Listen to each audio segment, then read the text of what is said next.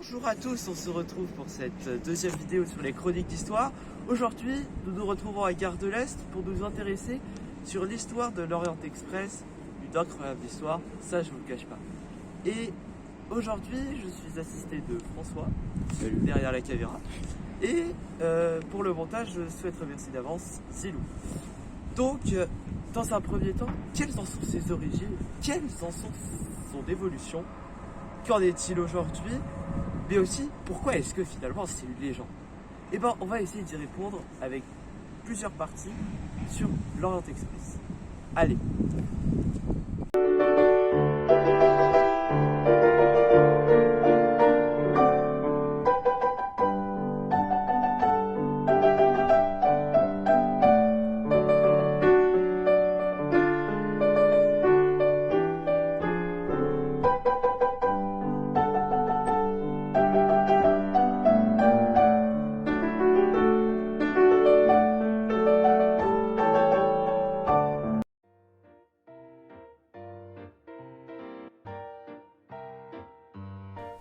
Intéressons-nous maintenant aux origines de l'Orient Express. En 1863, aux États-Unis, le premier wagon-lit est créé par George Pullman, puisqu'il comprend qu'il est compliqué de dormir lorsque l'on fait un voyage de plus de 12 heures, reliant une côte à l'autre. Mais comment est-ce que cela est arrivé en Europe? Eh bien, c'est le financier belge George Nagelmakers qui a fait un voyage aux États-Unis à bord des voitures Pullman. Il se rend compte alors de l'inconfort lors de ce voyage. Mais en 1908, le financier britannique David Alexander Daziel rachète la plus belle compagnie. Celle-ci fait dorénavant partie de la Grande-Bretagne. Retournons un peu en arrière pour finalement comprendre pourquoi. En 1889, celui-ci crée le Club Train pour relier Paris et Londres en ferry par la Manche. Par ailleurs, si vous souhaitez en connaître davantage sur l'histoire du tunnel sous la Manche, n'hésitez pas à consulter notre dernière vidéo. En 1919, Nagelmakers devient président de la CIWL, la Compagnie internationale des wagons. Et en 1962, c'est la fin de la circulation en Europe des voitures Pullman. Ce n'est qu'en 1988 que le lancement de l'ancêtre de l'Orient Express par Nagelmakers est acté. Il est en coopération avec la Compagnie internationale des wagons.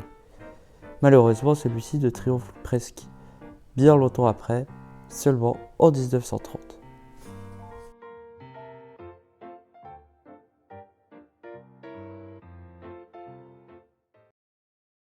Malheureusement, l'exploitation de l'Orient Express va subir quelques complications. En effet, celui-ci traverse près de 5 pays et les écartements diffèrent selon toutes ces régions. En 1842, par exemple, en Angleterre, il y a près de 12 écartements différents. En France, l'écartement légalisé au début du siècle est de 1,435 m. Il est toujours usité par aujourd'hui, comme dans le corail dans lequel je suis bien chaleureusement assis. La hauteur des voitures doit être également minutieusement calculée, car elle doit passer sur tous les tunnels du trajet qu'ils parcourent, sous les 5 pays différents, sans aucun problème pour l'exploitation. Le VSOE, lui, est créé le 22 août 1919 à l'issue du traité de Versailles. Il relie Calais à Venise par Milan. Il est surnommé le train de vainqueur des Allemands.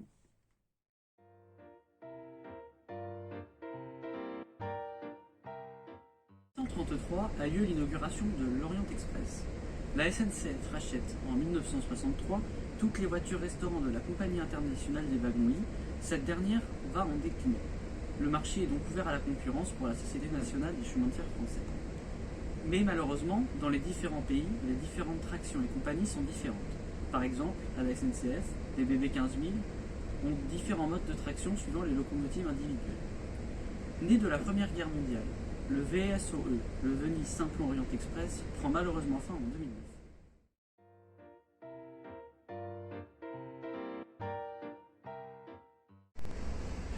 On se retrouve donc pour cette quatrième partie sur l'Orient Express dans les littératures. Dans un premier temps, on peut évoquer Paul Morand, en 1920, qui a voyagé à bord de l'Orient Express, qui est un écrivain et diplomate.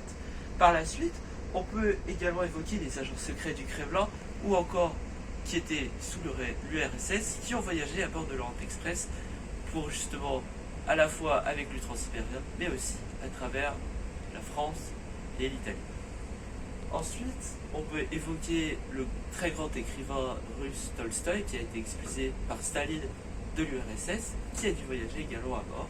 Finalement, Alfred Hitchcock aussi, qui a publié Une femme disparaît, et dans ce livre, il explique justement un voyage à bord de l'Orient Express, mais le plus connu de tous reste tout de même Agatha Christie, dans son Crime de l'Orient Express, qu'il a connu par son mari qui a voyagé à bord et qui a fait l'enquête du siècle, un grand succès cinématographique, mais aussi un grand succès de littérature.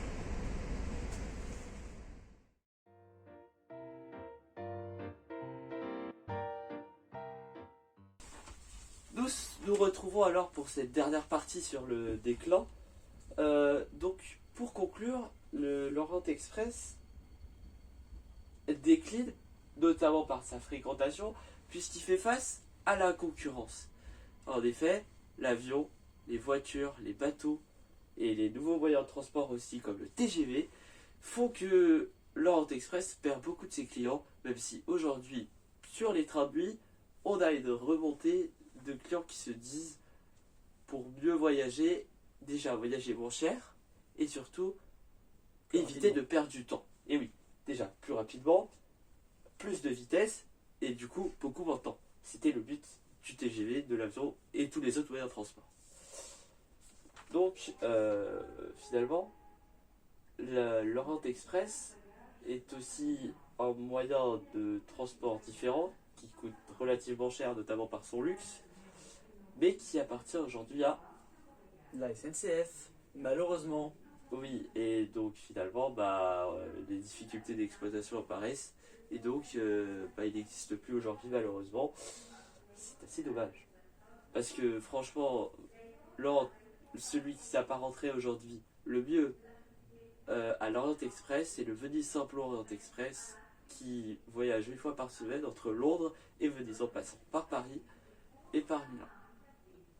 Bref, c'était tout pour notre chronique d'histoire sur l'Orient Express. Je remercie beaucoup François d'être venu avec moi pour vous présenter ce thème super passionnant.